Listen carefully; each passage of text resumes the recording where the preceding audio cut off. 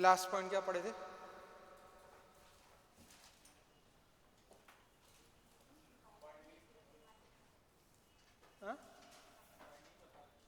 Binding बताए थे,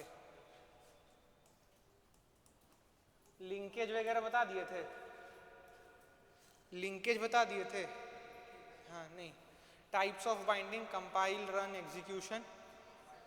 ठीक, हाँ तो बताए होंगे 3 टाइप का होता है। पहला हो गया कंपाइल, दूसरा हो गया रन टाइम, और तीसरा हो गया एग्जीक्यूशन। अब इसके बारे में हम लोग आगे नहीं पढ़े थे, यही बताए थे ना। कंपाइल रन टाइम को हम लोग लोड भी लिखे थे, तो बात बराबर ही है। आपका कौन सा सेमेस्टर है? रेवेस से है। क्या क्या पढ़े अभी तक आप कंप्यूटर में?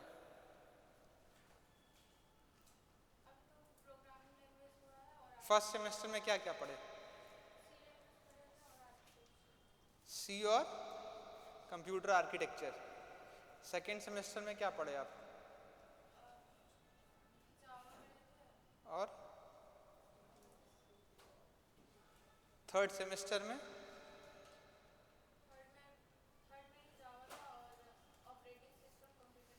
और सेकेंड में क्या था फिर? नहीं पता। फोर्थ में क्या था? क्या है सिलेबस में?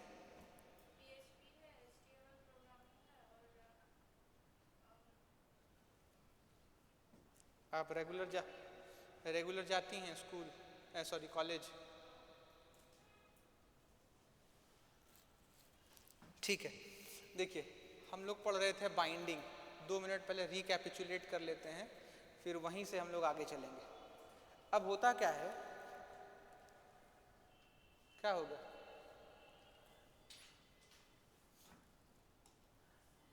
जहाँ तक हमें याद है, आपको हम बताए थे कि एक यूज़र होता है जो अपनी भाषा में कोड्स को लिखता है, और जब वो अपनी भाषा में लिखता है कि यूज़र, तो उसको हम लोग कहते हैं हाई लेवल लैंग्वेज। इसको कन्वर्ट किया जाता है किसमें? Low level language.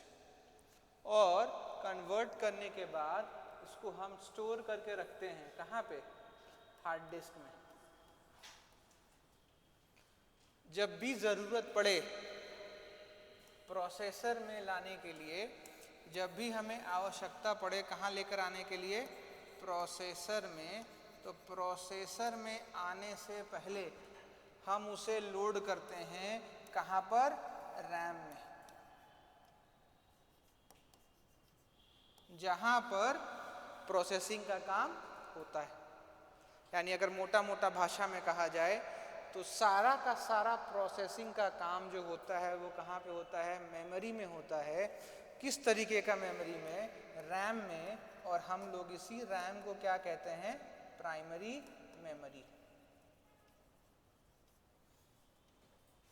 बताए थे यहाँ तक?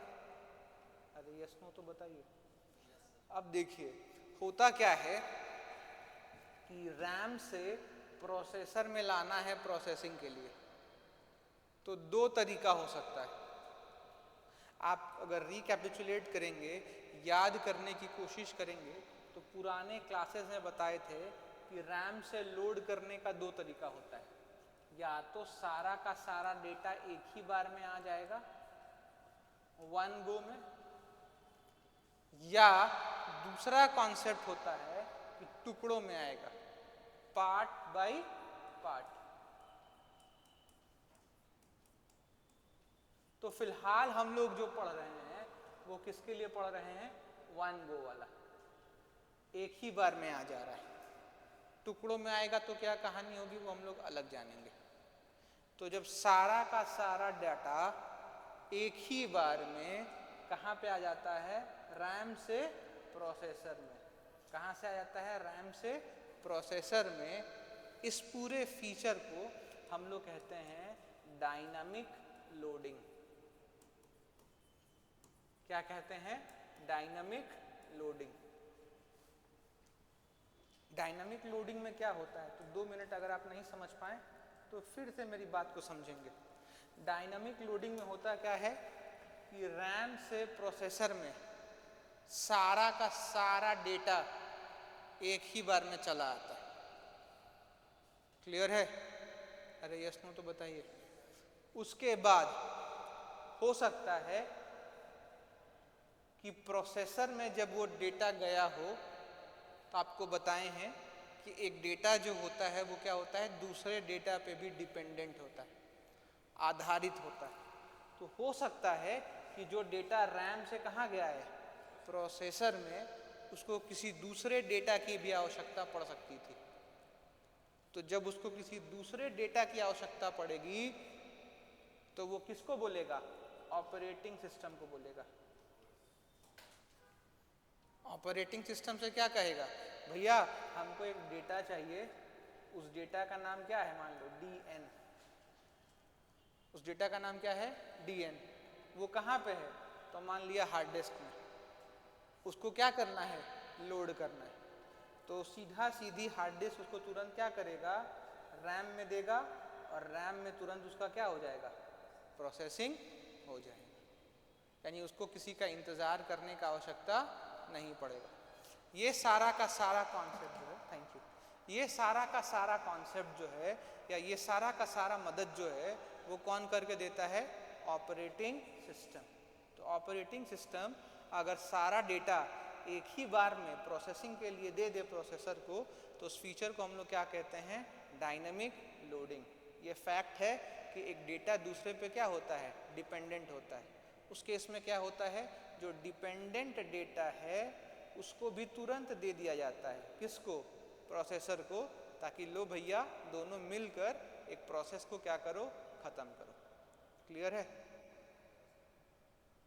कमांड तो ओएस लेगा, हाँ लेगा, लेकिन वर्क सारा तो मेमोरी मैनेजर करेगा। देखिए मेमोरी मैनेजर जो होता है, बताए थे पिछली क्लास में, उसका काम सिर्फ और सिर्फ मेमोरी को मैनेज करना है। अब मेमोरी मैनेज करने में आप लोग 2-3 फैक्टर्स पढ़े होंगे। एक पढ़ाए होंगे पहले या कभी बातचीत किए होंगे डायरेक्टरी का। डायरेक्टरी का बात किए थे हम लोग। तो डायरेक्टरी बनाना किसका काम हो गया, ऑपरेटिंग सिस्टम। और ऑपरेटिंग सिस्टम किसको बोलता है, मेमोरी मैनेजर। और दूसरा काम क्या हो गया बाबू, तो एक होता है कॉन्सेप्ट डिस्क डीफ्रैगमेंटर। डिस्क डीफ्रैगमेंटर सुने हैं, नहीं सुने? माँ जब कपड़ा रखती है अलमीरा में तो देखे हैं, या हम लोग जब बैग पैक करते हैं तो देखे हैं। अभी होली में सब लोग बैग पैक करिएगा तो क्या करेंगे, उसको दबा देंगे पूरा, और जहाँ 4 अटने वाला होगा वहाँ 10 हटाने की कोशिश करेंगे। और ऐसा होता है कि ज़बरदस्ती में क्या हो जाता है, वहाँ पे ज़्यादा कपड़ा अट भी जाता है। ठीक उसी तरीके से बेटा हार्ड डिस्क में भी होता है। अब जब पूछे हो तो 2 मिनट हम इसके बारे में बता दें। होता क्या है, जैसे हम लोग हार्ड डिस्क की अगर बात करें तो मान लीजिए ये हार्ड डिस्क है। तो आपको पिछली क्लास में बताए थे कि हार्ड डिस्क में जो भी डेटा होता है वो कौन से फॉर्म में स्टोर होता है, डॉट के लोकेशंस में स्टोर होता है। और हर डॉट का क्या होता है, एक यूनिक एड्रेस होता है। तो ये ज़रूरी नहीं है बाबू कि यहाँ इस डेटा पर, क्या एग्जाम्पल समझो, मान लो इस पॉइंट पर हम 1 GB डेटा रख सकते थे और इस पॉइंट पे भी हम 1 GB डेटा रख सकते थे। लेकिन मान लीजिए यहाँ पर 980 MB ही है और यहाँ पर 700 MB ही है, तो क्या पूरा का पूरा इसके अकॉर्डिंग यहाँ डेटा स्टोर है? इसकी क्षमता के अकॉर्डिंग क्या डेटा यहाँ स्टोर है? नहीं, क्षमता से क्या है, कम है। उसी केस में, उसी में हमारे विंडोज़ ऑपरेटिंग सिस्टम में कॉन्सेप्ट आता है डिस्क डीफ्रैगमेंटर। जब हम लोग डिस्क डीफ्रैगमेंटर का कमांड रन करते हैं तो ये सारा का सारा जो वैकेंट स्पेस है या खाली स्पेस है वो आपस में कंप्रेस हो जाता है। और कंप्रेस होने से क्या होगा, तो जो खाली स्पेस बचा था वो आपस में सट जाएगा, और जो एम्प्टी स्पेस बचा जहाँ पे डेटा स्टोर नहीं था वो किसी दूसरे फाइल को दे दिया जाएगा। यानी क्या होगा कि हमारा मेमोरी स्पेस जो होगा वो फ्री हो जाएगा, memory space will be freed. इससे अगर ठेठ भाषा में कहें तो हमारे कंप्यूटर की मेमोरी क्या होगी, बढ़ जाएगी। तो ये सारा काम जो करने का है वो किसका है, रिसोर्स मैनेजर का। अब हम लोग जब बात करते हैं प्रोसेसिंग के लिए तो आपको बताए थे पिछली क्लास में, यहाँ पर डेटा लाना और ले जाना ये सारी की सारी जिम्मेदारी किसकी होती है, बस की होती है। बताए थे ना, सिस्टम बस, एड्रेस बस पढ़े हैं आप लोग, डेटा बस। तो उनका काम होता है डेटा को लाना और ले जाना। क्लियर है? देखिए एक हम छोटा सा बात कहेंगे आप सबसे। एक फर्स्ट सेमेस्टर में, हो सकता है बहुत सारे कॉलेजेस में सेकेंड सेमेस्टर में हो, एक बहुत अच्छा बुक पढ़ाया जाता है, एक टॉपिक पढ़ाया जाता है, वो है कंप्यूटर आर्किटेक्चर। आज रास्ते में भी हम सोचते आ रहे थे कि बच्चे बहुत फंस रहे हैं मेमोरी में, तो आप लोग एक बार इस बुक को जरूर रेफर करिएगा, कंप्यूटर आर्किटेक्चर। टीचर पढ़ाए होंगे ना आपके कॉलेज में, प्रोफेसर साहब तो पढ़ाए होंगे, कोई बुक रेफर किए होंगे। हाँ अच्छा एक बात बताइए, कितने बच्चे यहाँ ऐसे हैं जिनके पास कोई बुक ही नहीं, कभी BCA MCA में बुक नहीं खरीदे? अरे जेवियर्स में भी नहीं खरीदे, तो वहाँ कैसे पढ़ाते हैं? अच्छा तो वो टीचर रेफर करते हैं कि ये बुक खरीद लो, तो आप लोग लाइब्रेरी से मिल जाता था। देखिए वैसे हम तो ब्रांडिंग नहीं कर रहे हैं, हमारा कोई कमीशन नहीं है उनसे, हम आपसे लेकिन एक बात कहेंगे, आप हमारे यहाँ एक फ्री बुक मिलता है इग्नू के साइट पर। इग्नू जानते हैं ना, Indira Gandhi national open university. आप इनके साइट पे जाइए, नहीं कुछ ढूंढ पाते हैं तो इग्नू स्टडी मटेरियल ढूंढिए गूगल पे, पूरा का पूरा BCA और MCA का बुक आपको मिल जाएगा PDF फॉर्म में, पूरा का पूरा। और जो बच्चा जानते हैं UGC नेट की तैयारी करता है उसको भी हम वहीं से पढ़ाते हैं। हम अपने कॉलेज में लेक्चर लेने जाते हैं तो वहीं से पढ़ाते हैं, और कभी आप लोग को पढ़ाते वक्त भी हम फंसते हैं तो वहीं से पढ़ाते हैं, क्योंकि इग्नू का जो स्टडी मटेरियल होता है उसका लेवल वाकई बहुत अच्छा होता है। और हम आपको ये शर्त लगा सकते हैं कि वो बुक पहली बार आप पढ़ के नहीं समझ पाएंगे। हम एक एग्जाम्पल बताते हैं, OS अगर है तो वहाँ पर OS जो है 4 ब्लॉक्स में बटा है, और एक ब्लॉक जो है वो मुश्किल से 100 पेज का है, मुश्किल से 100 पेज का है। और उस 100 पेजेस में एग्जाम्पल भी है, क्वेश्चन आंसर भी है, डायग्राम भी है। हर चैप्टर के बाद वहाँ पे क्वेश्चन आंसर दिया है प्रैक्टिस करने के लिए। तो कभी आप लोग को मौका मिले, और इनफैक्ट मिलेगा, तो आप लोग अपने लिए स्टडी मटेरियल यहाँ ज़रूर डाउनलोड कर लीजिए। और जो बच्चे खासकर जो BCA वाले बैठे हैं सेकेंड थर्ड फोर्थ सेमेस्टर, आप लोग को बिल्कुल ये पढ़ना चाहिए, ये बुक यहाँ से PDF हम लोग स्क्रॉल करके पढ़ सकते हैं, बहुत फायदे में रहेंगे। एक बात हमेशा ध्यान रखना, लाइब्रेरी की बुक से पढ़ाई नहीं होती, लाइब्रेरी के बुक से सिर्फ रेफरेंस दिया जाता है। और हम ये बिल्कुल सही मानते हैं कि भैया कंप्यूटर की बुक मार्केट में खरीदोगे तो बहुत महंगा मिलता है। छोटा सा एक एल्गो का किताब खरीदोगे ना 400 पन्ने का, तो कम से कम बढ़िया राइटर का 2000 में मिलेगा। तो सस्ते में बढ़िया कंटेंट चाहिए, एकदम फॉलो करो इसको।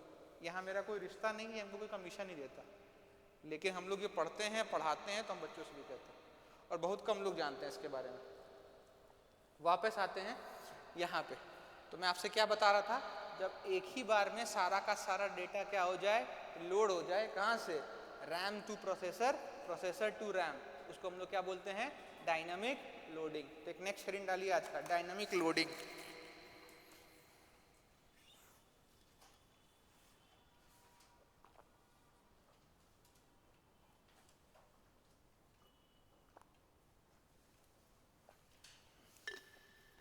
लिखेंगे the main program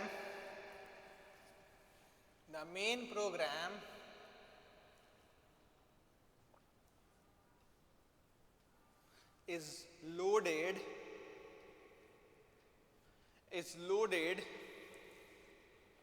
in the memory, is loaded into the memory is loaded into the memory and executed.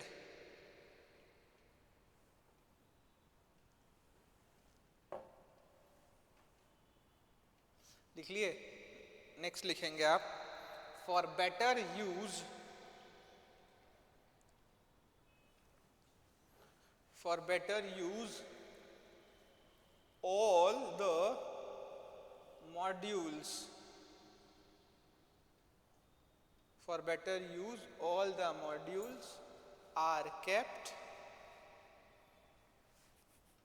in an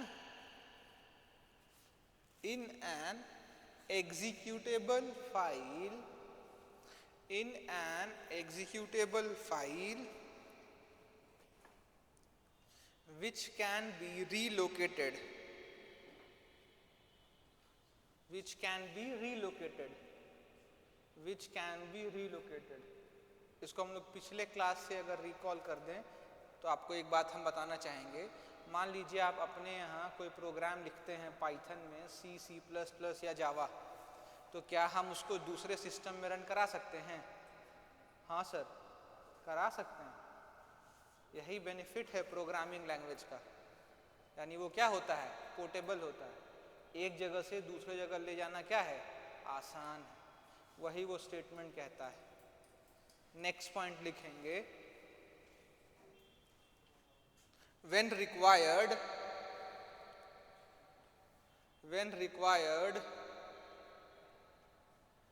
other routines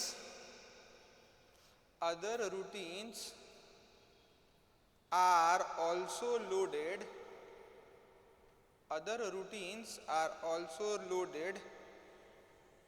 and the address is updated,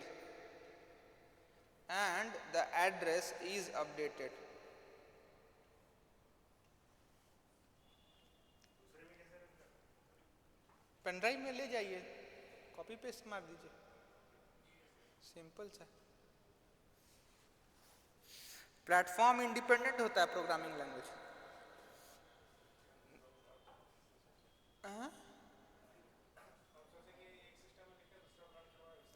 अरे वैसा जादू अभी तक नहीं आया, अभी टाइम है।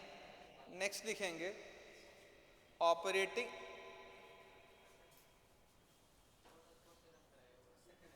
क्या कह रहा है? नहीं, उसका ज्ञान अधूरा है। हॉटस्पॉट वहाँ नहीं लगा सकते हैं, वहाँ लैन यूज कर सकते हैं, लोकल एरिया नेटवर्क। आपको बताए थे जब कंप्यूटर ओएस पढ़ाना शुरू किए थे तभी, कि दो कंप्यूटर को आपस में जोड़ सकते हैं, किससे? लैन कनेक्शन से, बताए थे। और ये बताए थे कि एक जगह से दूसरी जगह फाइल ट्रांसफर भी कर सकते हैं। तो उसमें मेरे में जो लिखा है वो बगल वाले कंप्यूटर में रन कर सकते हैं। नेक्स्ट लिखोगे, operating system provides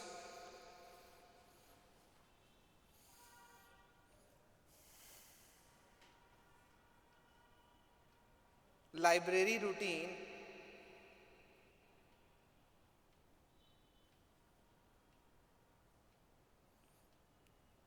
to implement dynamic loading,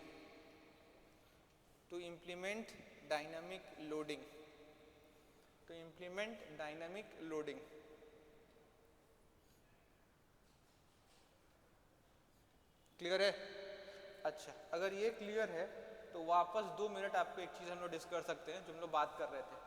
आपको बताए थे कि कोई भी प्रोग्राम जो होता है, अगर वो बनता है तो उससे पहले उसका बहुत सारा टुकड़ा बनता है। जैसे मान लो ये एक प्रोग्राम है, तो इस प्रोग्राम को हम टुकड़ों में तोड़ सकते हैं। तो पहला टुकड़ा हमारे लिए हो गया सब प्रोग्राम 1, मान लो ये हो गया सब प्रोग्राम 2, मान लेते हैं हो गया सब प्रोग्राम n। बताए थे ये वाला कॉन्सेप्ट।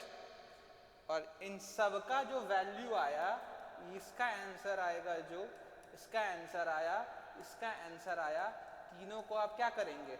ऐड कर देंगे, और फिर आपका एक कंप्लीट प्रोग्राम का आउटपुट निकल जाता है, निकलता है। यहीं से एक कॉन्सेप्ट निकलता है, और उसी कॉन्सेप्ट को हम लोग बोलते हैं ओवरले। लैपिंग नहीं, ओवरले बोलते हैं। ले का मतलब क्या होता है, एक के बाद एक, ठीक है, एक के बाद एक होगा। इसमें क्या होता है, तो इसी डायग्राम में अगर आप समझेंगे तो हम लोग यहीं से समझ सकते हैं। जैसे आपको हम बताए कि हार्ड डिस्क से डेटा कहाँ आता है, रैम में, और रैम से कहाँ जाता है, प्रोसेसर। इसको मिटा देते हैं ताकि आपको बेहतर समझ में आएगा। ये सारा का सारा जो ट्रांसफर हो रहा था वो एक बार में हो रहा था। अब हमारे पास इसके अलावा एक दूसरा कंडीशन हो सकता है, और आपको हम बता दें कि हमारा कंप्यूटर जो होता है ये दूसरा वाला कंडीशन ही फॉलो करता है। यानी अगर हम कंप्यूटर की अपनी बात करें, आप और हम जो पीसी यूज करते हैं उस पीसी में ओवरले ही यूज होता है। क्यों यूज होता है, इसलिए कि आप एक मानकर चलिए कि आपके कंप्यूटर का जो रैम होगा वो कितना बड़ा हो सकता है, किस कैपेसिटी का हो सकता है। तो ज्यादा से ज्यादा आप 4 GB रखे होंगे, या तो क्या रखे होंगे, 8 GB, मान लिया 16 GB, ठीक है। अब मान लीजिए कि हम, ठीक है, मान लिए कि आपके पास 16 GB है, तब तो अलग कहानी है। लेकिन हम एक वर्स्ट केस मान के चलते हैं, आपके पास एक 4 GB का रैम है, आपके पास एक फाइल है हार्ड डिस्क में, और वो फाइल जो है वो 6 GB का है। तो आप सब जानते हैं, नहीं जानते हैं तो इस चीज को रिकॉल करिएगा कि हार्ड डिस्क से प्रोसेसिंग अगर करना होगा तो प्रोसेसिंग करने के लिए डेटा को कहाँ लाना पड़ता है, प्राइमरी मेमोरी में। कहाँ पे लाना होता है, रैम में। तो बेटा एक बात बताइए, आपका जो फाइल है वही 6 GB का है, और रैम कितना जीबी तक ले सकता है, 4 GB। तो एक लॉजिक समझिएगा, अगर पूरा का पूरा 4 GB हम रैम को दे दें तो यहां पर एक कंडीशन ये आएगा कि रैम एकदम पैक हो जाएगा। कितने काम के लिए, एक काम के लिए, एक वर्क के लिए पैक हो चुका होगा। कंप्यूटर क्या फॉलो करता है, मल्टी प्रोग्रामिंग या मल्टी टास्किंग। तो बाकी सारे काम को क्या करना पड़ेगा, वेट करना पड़ेगा, और वेट करेगा तो वहां कंडीशन कौन सा पैदा हो जाएगा, डेडलॉक। बताए थे ना, तो वहां पे कंडीशन कौन सा आ जाएगा, डेडलॉक। तो उस चीज से निकलने का क्या तरीका है, तो उस चीज से निकलने का यही तरीका है कि भैया अगर 4 GB स्पेस है तो 4 GB स्पेस में से 3 GB का इस्तेमाल किया जाए प्रोसेसिंग के लिए, और 1 GB जो है इसको रखा जाए बैकअप के तौर पे। इस बैकअप का यूज क्यों करेंगे, तो ये कंप्यूटर के बाकी के प्रोसेसिंग को देखेगा, बाकी के रेस्ट प्रोसेसिंग को देखेगा, रेस्ट प्रोसेसिंग टास्क को देखेगा। समझ रहे हो मेरी बात, अरे यस नो तो बोल लो। तो वो क्या हुआ, 1 GB क्या हुआ, बैकअप के तौर पे रहा, 3 GB क्या है, यूज में। तो हमें बेटा डेटा जो ले जाना है वो 6 GB का है, और ले कहाँ जाना है, 3 GB में। तो यहाँ क्या होता है कि जो डेटा है, मान लीजिए ये डेटा है, ये डेटा है, इसका साइज है 6 GB। तो इस डेटा को क्या कर देगा, टुकड़ों में तोड़ देगा। मान लेते हैं ये पहला पार्ट, दूसरा पार्ट, तीसरा और चौथा। तो पहला पार्ट उठेगा यहां से और कहां जाएगा, रैम में। इसका प्रोसेसिंग हो गया, प्रोसेसिंग होने के बाद इसको दोबारा उठाया जाएगा रैम से और लाकर कहां रख दिया जाएगा, अपने प्लेस पर। जैसे इसका खत्म हुआ कहानी, दूसरा वाला टुकड़ा आएगा, ये एग्जीक्यूट होगा, फिर इसको भी यहां रख देंगे, फिर तीसरा वाला, फिर चौथा वाला। लेकिन पहला वाला जो एग्जीक्यूशन होकर रिजल्ट आया, उस रिजल्ट को यहीं पे स्टोर रखा जाएगा। फिर दूसरा वाला जो एग्जीक्यूशन आया उसको भी यहीं रखा जाएगा, फिर तीसरा, फिर चौथा। तो यहां पर देखोगे ये वाला जो था एक क्यू बना, क्यू पढ़ाए थे ना, अरे यस नो तो बोल। तो ये क्यू किसका था, तो ये प्रॉब्लम का क्यू था। ये क्या बना, एक नया क्यू बना, किस चीज का बना, सॉल्यूशन क्यू बना। तो ये स्वाभाविक सी बात है कि इसका जो सॉल्यूशन निकला होगा उसका साइज क्या होगा, रैम के मुताबिक होगा या रैम से कम होगा। अरे ये सुनो, तो उस डेटा को वहां से उठाया जाएगा, फिर प्रोसेसर के पास जाया जाएगा और कहा जाएगा कि भैया एक नया क्यू बना है, इस क्यू का नाम मान लेते हैं 9, 10, 11, 12। तो प्रोसेसर कहेगा सबको मर्ज कर दो, और मर्ज करके क्या करेगा, वो एक सिंगल आउटपुट निकाल देगा।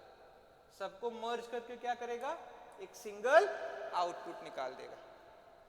यही पूरा का पूरा प्रक्रिया जो है उसी को हम लोग क्या बोलते हैं, ओवरले। क्या बोलते हैं उसको, ओवरलेइंग। तो ओवरलेइंग में होता क्या है, हम फिर से रिपीट कर दें, हमारा एक प्रोग्राम होता है, उस प्रोग्राम को हम क्या करते हैं, मल्टीपल पार्ट्स में तोड़ देते हैं। स्पेस बचाने के लिए, रैम को बचाने के लिए हम क्या करते हैं, किसी एक टुकड़े को उठाते हैं, कहाँ पर लेकर आते हैं, प्रोसेसिंग के लिए। उसका प्रोसेसिंग हो गया तो वापस से कहाँ स्टोर कर देंगे, हार्ड डिस्क में। और जो दूसरा टुकड़ा है उसको ले आएंगे। फिर स्पेस खाली होगा तो किसको ले आएंगे, तीसरा। फिर स्पेस खाली होगा तो किसको लाएंगे, चौथा। और ये सिलसिला चलता ही रहेगा। लास्ट में सारे टुकड़ों का क्या करेंगे, जो सोल्यूशन निकला होगा उसको मिला देंगे, और क्या होगा, पूरे प्रोग्राम का एक सिंगल सोल्यूशन बन चुका होगा। इसी कॉन्सेप्ट को हम लोग क्या बोलते हैं, ओवरलेइंग। ओवरलेइंग और डायनामिक एलोकेशन क्या है, दोनों का कॉन्सेप्ट सेम है। प्रोसेसर में डेटा लाना है, लेकिन डायनामिक एलोकेशन क्या बोलता है, पूरा का पूरा डेटा क्या करो, एक ही बार उठा कर ले आओ। और ओवरलेइंग क्या कहता है, नहीं, टुकड़ों में ले आओ। तो आपसे अगर हम एक सिंपल सा क्वेश्चन पूछे, which can be the major reason for deadlock, dynamic allocation, दूसरा ओवरलेइंग, तीसरा बोथ ए एंड बी, चौथा नन ऑफ द अबव, तो क्या आंसर हो सकता है, डायनामिक लोडिंग। क्यों, क्योंकि स्वाभाविक सी बात है, सारा डेटा एक ही बार आएगा तो वहां पर चांसेस डेडलॉक के हमेशा होंगे। क्लियर है, समझ पा रहे हो मेरी बात? तो इसको हम लोग पॉइंट बनाएं। तो नेक्स्ट हेडिंग डालिए, overlay.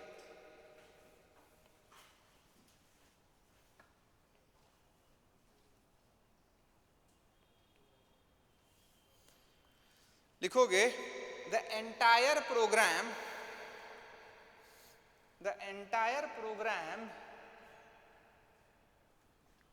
is divided, the entire program is divided into instructions,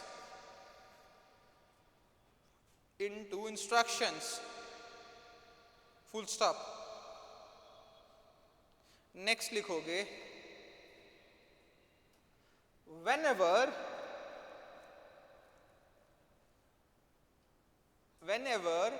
a particular set of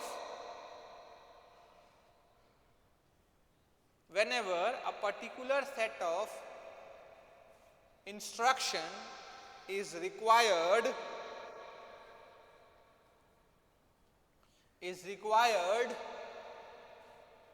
it is loaded in the memory.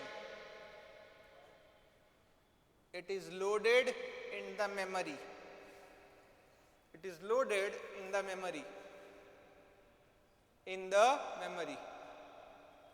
And after the processing is over,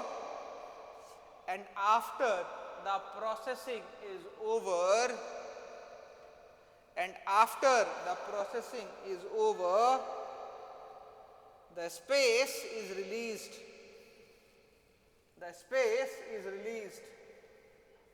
And after the processing is over, the space is released. Full stop. Next point लिखोगे, if the next instruction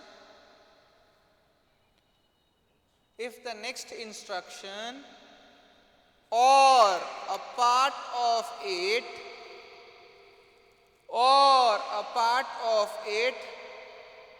is required,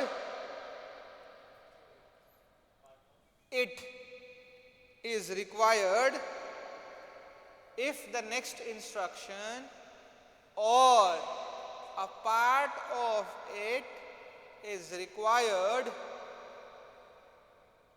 it is loaded in the memory for execution. It is loaded in the memory for execution. Next point लिखोगे, such instructions are known as overlay. Such instructions are called overlay.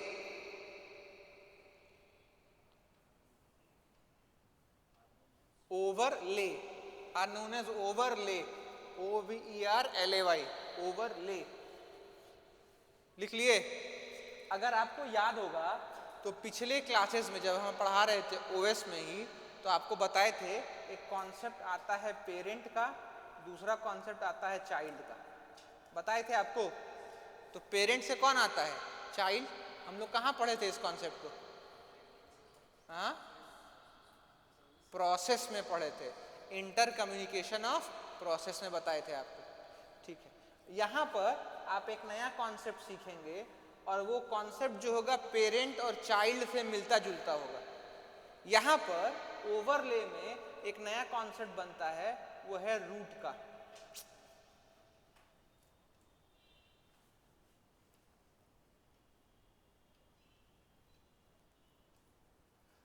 एक नया concept बनता है, वो है क्या? Root. और एक दूसरा कॉन्सेप्ट बनता है, वो है रेसिडेंट। वो क्या है? Resident.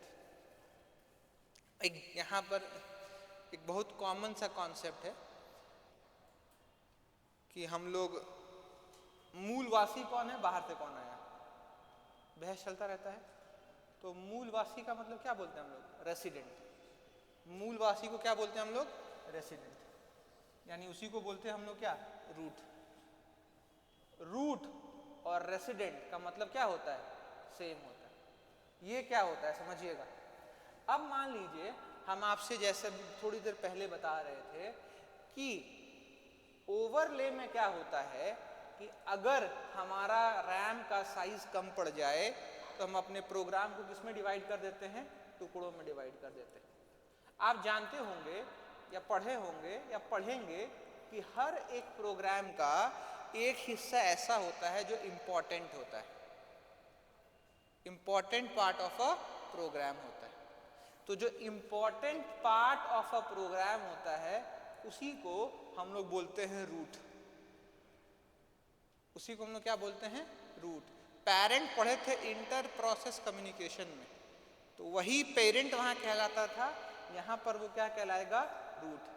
The important part of a program is called what? Root. और उसी रूट को हम एक दूसरे नाम से जानते हैं, उसे हम लोग क्या बोलते हैं? रेसिडेंट। तो रेसिडेंट और रूट दोनों का मतलब क्या है? सेम। अब मान लीजिए इस प्रोग्राम में ये पहला वाला जो पार्ट था बेटा, ये रूट हो गया, तो ये बाकी का हिस्सा क्या कहलाएगा? तो ये सारे क्या है? ये क्या हो जा रहा है मेरे से? ऐसा क्यों होता है बार बार? हाँ, ये क्या हो गया? रूट। तो भाई साहब बताए कि बाकी क्या हो गया? Under root. तो ऐसा कॉन्सेप्ट नहीं होता यहाँ। तो ये पहला हिस्सा क्या हो गया? रूट। तो बाकी का हिस्सा जो होगा उसको कहते हैं set of overlays. Set of overlays. तो आपसे अगर हम पूछेंगे कि सेट ऑफ ओवरलेज क्या होता है, तो आप कह सकते हैं the rest part of the program that is least important is known as what? Set of overlays.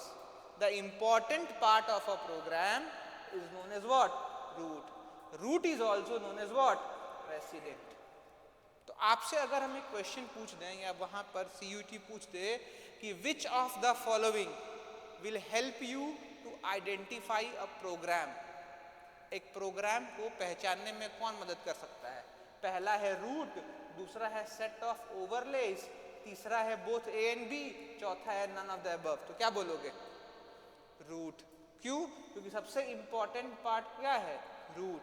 यही जो है वो प्रोग्राम का क्या बनाता है? जान होता है। यही प्रोग्राम का क्या होता है, मेन पार्ट होता है। इसी से हम प्रोग्राम को आइडेंटिफाई कर सकते हैं। तो जो प्रोग्राम का आइडेंटिफिकेशन दे हमें, वो क्या कहलाता है, रूट। रूट को दूसरी भाषा में क्या बोलते हैं, रेसिडेंट। और बाकी का जो पार्ट बचा रूट का, उसे हम लोग क्या बोलते हैं, ओवरलेज या सेट ऑफ ओवरलेज। उसको सेट ऑफ ओवरलेज ही हम बोलते हैं। क्लियर है? अरे यस नो बोलो।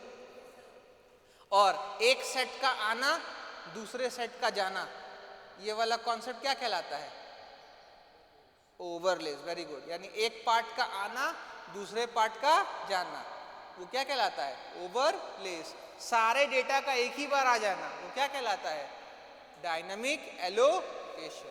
ठीक है, नेक्स्ट पॉइंट लिखेंगे तब आप इसके लिए लिखेंगे अ प्रोग्राम। नेक्स्ट पॉइंट है इसी का concept.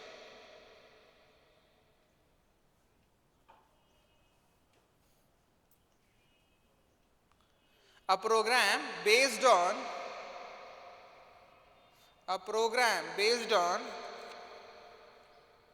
the overlay concept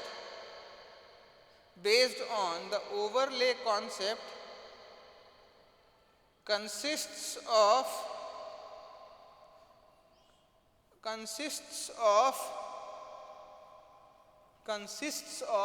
number 1 root,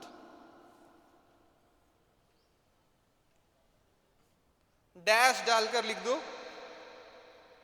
it is also known as memory resident. It is also known as memory resident. It is also known as memory resident. It is also known as memory resident. और दूसरा लिखोगे set of overlays. Set of overlays. Set of overlays. Set of overlays. Clear है? कोई doubt है यहां तक?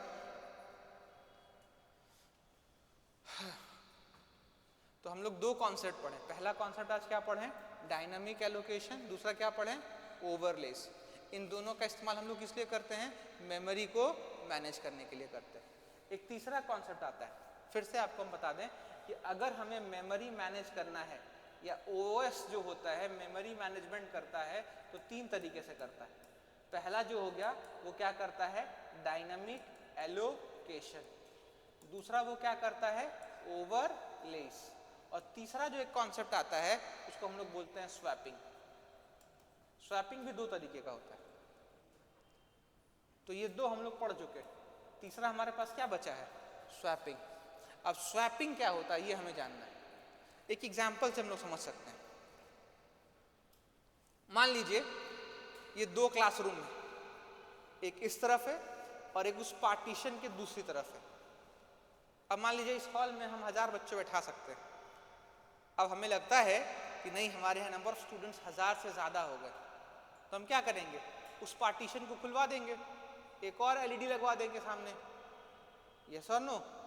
तो partition को खोल दिया जाए तो हमारा सीटिंग कैपेसिटी बढ़ेगा या घटेगा, बढ़ेगा। क्लियर है, बढ़ेगा। अगर ठीक वैसे ही यहाँ पे एक चीज समझा जाए, मान लीजिए हमारे पास हार्ड डिस्क में 6 GB का फाइल है, रैम की कैपेसिटी कितनी थी, 4 GB। हम क्या करें, रैम का कैपेसिटी ही कर दे 6 GB, रैम का कैपेसिटी ही कर दे 6 GB।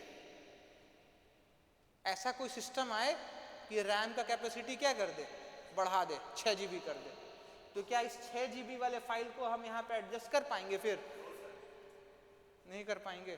क्यों? क्योंकि उसके अलावा भी हमें ज़रूरत है रैम का। अब ठीक है, इसी चीज़ को हम दूसरे तरह से समझते हैं। हम क्या करते हैं, रैम का कैपेसिटी करते हैं 8 GB। रैम का कैपेसिटी क्या कर दिए, 8 GB। फाइल कितने का है, 6 GB। क्या अब इस फाइल को रैम में रख सकते हैं? क्यों? क्योंकि उसके बाद भी हमारे पास स्पेस बच रहा है, कितना GB? यही कहता है स्वैपिंग। स्वैपिंग कहता है कि भैया आपको क्या करना है, जाना कहां पे है, प्रोसेसर में। अब प्रोसेसर कहता है कि कोई भी प्रोसेसिंग हम करेंगे तो कहां करेंगे, रैम में। और रैम कहता है कि भैया हमको डेटा चाहिए किससे, हार्ड डिस्क। तो स्वैपिंग यही कहता है कि if required increase the capacity of RAM, जरूरत पड़े तो रैम की कैपेसिटी को क्या कर दो, बढ़ा दो। बढ़ाएंगे कैसे, तो वो तो अलग कहानी हो गई, हमें नहीं आता लगाना। तो वो कहता है कि भैया अगर हमें कैपेसिटी बढ़ानी है तो हमारे पास एक उपाय है कि हम हार्ड डिस्क का कुछ स्पेस भी यूज कर लेंगे, किसमें, रैम। ये पॉसिबल है, पॉसिबल है। और वही कॉन्सेप्ट हमें कौन देके जाता है, स्वैपिंग। ये क्या आप और हम कर सकते हैं, नहीं। इसको करने के लिए कौन चाहिए, ऑपरेटिंग सिस्टम। यानी स्वैपिंग कौन इंप्लीमेंट कर सकता है, ओएस। स्वैपिंग को इंप्लीमेंट करने के लिए कौन चाहिए, ओएस, ऑपरेटिंग सिस्टम। क्यों, और इसका कॉन्सेप्ट क्या है, तो ये यही कहता है कि हमें क्या करना पड़ेगा कि आपका जो प्राइमरी मेमोरी है उसके स्पेस को क्या कर दो, बढ़ा दो। उसके स्पेस को क्या कर दो, इंक्रीज कर दो, बढ़ा दो। तो ऑटोमेटिकली स्पेस बढ़ेगा, साइज बढ़ेगी, तो स्वाभाविक सी बात है प्रोसेसिंग भी क्या हो जाएगा, फास्ट हो जाएगा और कम टाइम में हो पाएगा। समझ गए, यही कॉन्सेप्ट किसका है, स्वैपिंग का। तो नेक्स्ट हेडिंग डालिए स्वैपिंग। ये दो तरीके का होता है, रोल इन, रोल आउट। तो वो क्या होता है हम लोग बाद में पहले पढ़ेंगे, पहले हेडिंग डालो swapping, SWAPPING।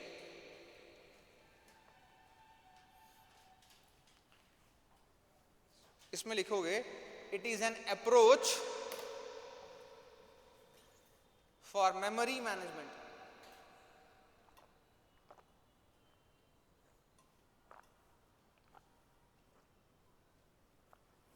It is an approach for memory management. Next point लिखोगे the disk file यानी हार्ड डिस्क को हम लोग डिस्क फाइल भी बोलते हैं। The disk file is used as an extension of memory. Is used as an extension of memory. Is used as an extension of memory. Next point लिखोगे each process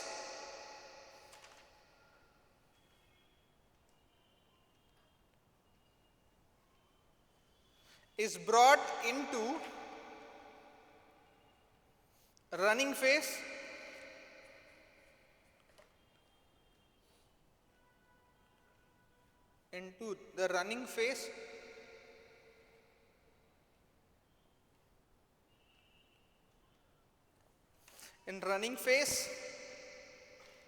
in an absolute package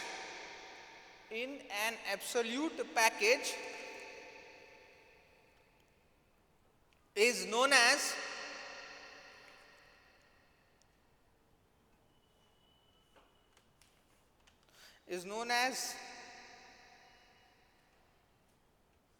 swapping. Is known as swapping. लिख लिए। Next लिखोगे आप there are two types of swapping. There are two types of swapping. There are two types of swapping. There are two types of swapping. पहला लिखेंगे आप roll out swapping. Roll out swapping. और next लिखेंगे role in swapping. पहला होगा roll out swapping और फिर उसके बाद होगा रोल इन स्वैपिंग। अब रोल आउट स्वैपिंग क्या होता है, रोल इन स्वैपिंग क्या होता है, उसके बारे में हम लोग अगली क्लासेस में जानेंगे। अभी फिलहाल हम उस पर नहीं चर्चा करना चाहते। जाने से पहले एक टॉपिक छोटा सा है जिस पे हम आपसे डिस्कशन करना चाहेंगे, आप और हम बहुत यूज करते हैं, उसको हम लोग कहते हैं IoT। सुने हैं इसके बारे में, कोई भी आइडिया आप लोग को, किसी को? कुछ लोग ऐसे बैठे हैं क्लास में जो एकदम रिप्लाई नहीं करते, वो लोग कहते हैं भाई भाड़ में जाओ, तुम बोलते रहो, हमको फर्क नहीं पड़ता, हम पैसा दे दिए हैं, हम बैठे रहेंगे, तुम पूछोगे तो ठीक है, मेरा मन करेगा तो हम बोलेंगे, मेरा मन नहीं करेगा तो भी हम नहीं बोलेंगे। तो इस एटीट्यूड से बाहर निकलना है आपको, बोलना है मेरे से। IoT जो है अभी मार्केट का ट्रेंड है और आपके एग्जाम और प्रोजेक्ट और कॉलेज के वाइबा का क्वेश्चन बनेगा। इसको हम लोग कहते हैं internet of thing. Internet of thing, Alexa सुने हैं, सीरी सुने हैं, वो सारे जो एग्जाम्पल हैं वो क्या है, इंटरनेट ऑफ थिंग्स। उसको ऐसे लिखते हैं, इंटरनेट ऑफ थिंग्स बोलते हैं। आप और हम इसी को बोलचाल की भाषा में AI बोलते हैं, आर्टिफिशियल इंटेलिजेंस। और पूरा का पूरा आर्टिफिशियल इंटेलिजेंस जो है वो दो कॉन्सेप्ट पे काम करता है। पहला कॉन्सेप्ट जो है बेटा उसको बोलते हैं NLP, दूसरा कॉन्सेप्ट जो है वो है CV। ये याद रखना, आप पढ़ेंगे कहीं नहीं तो आपको इसमें ढूंढना पड़ेगा। हम ये टॉपिक टाइम पास करने के लिए नहीं बता रहे हैं, हम इसलिए बता रहे हैं क्योंकि ये बेसिक कॉन्सेप्ट आपको रखना है CUET के लिए भी अपने, इससे क्वेश्चन बनेगा। 2 से 4 नंबर आप बेसिकली मान चलिए AI से पूछा जाएगा, एकदम करंट का है।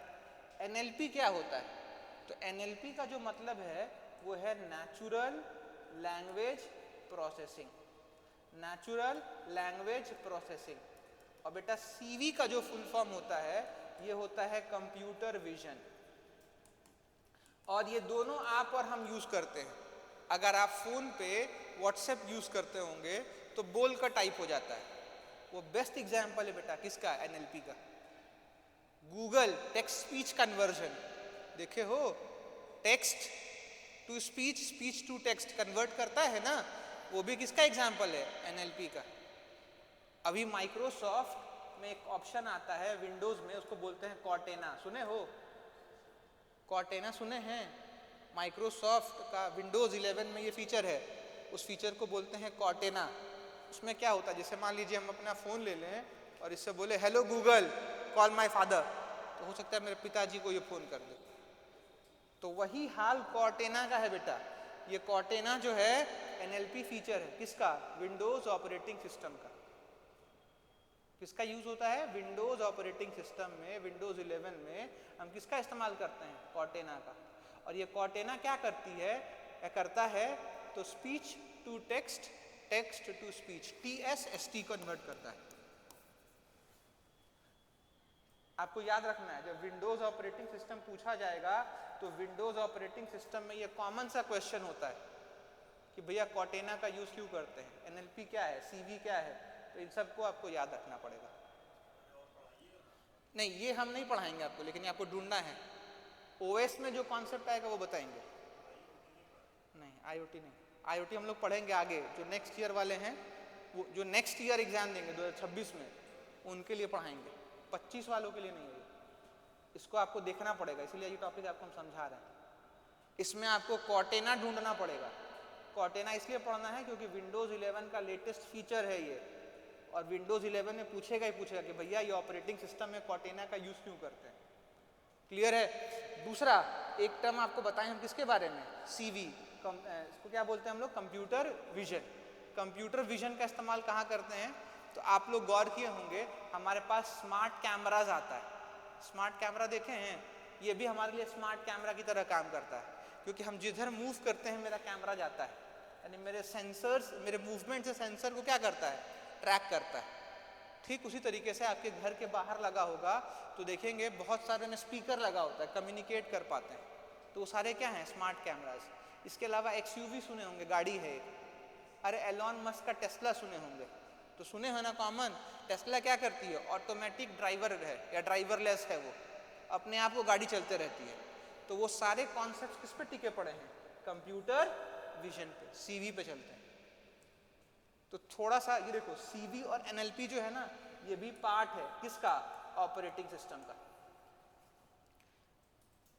एक मशीन जो है बेटा इंसान की भाषा तभी समझ पाएगी जब पहले से उसके अंदर क्या सेट होगा, कोड्स, डेटा। वो डेटा कहाँ सेट होकर आता है, ऑपरेटिंग सिस्टम के अंदर। एंड्रॉयड में भी आता है, लेकिन एंड्रॉयड हम लोग यूज नहीं करते हैं। लेकिन क्योंकि आप विंडोज, लिनक्स, यूनिक्स, तो यूनिक्स तो भूल जाओ, विंडोज और लिनक्स एकदम कॉमन है एग्जामिनर के लिए, तो आपसे पूछ देगा कॉर्टेना के बारे में। किसके अंदर आता है? विंडोज 11। तो थोड़ा सा विंडोज 11 के लेटेस्ट फीचर को देखते हुए जाना एग्जाम में, जो 25 में एग्जाम दे रहे हैं। टाइम बचा तो हम बता देंगे इस चीज़ को भी, लेकिन जो 25 वाले हैं इस चीज़ का ध्यान से देखेंगे। और उसके बाद समय मिलेगा तो 2 टॉपिक पढ़ लेंगे, NLP नेचुरल लैंग्वेज प्रोसेसिंग, और दूसरा क्या हो गया? Computer vision. अब बाकी हम लोग आगे पढ़ते रहेंगे। क्लियर है? कोई डाउट है यहाँ तक किसी को? नहीं।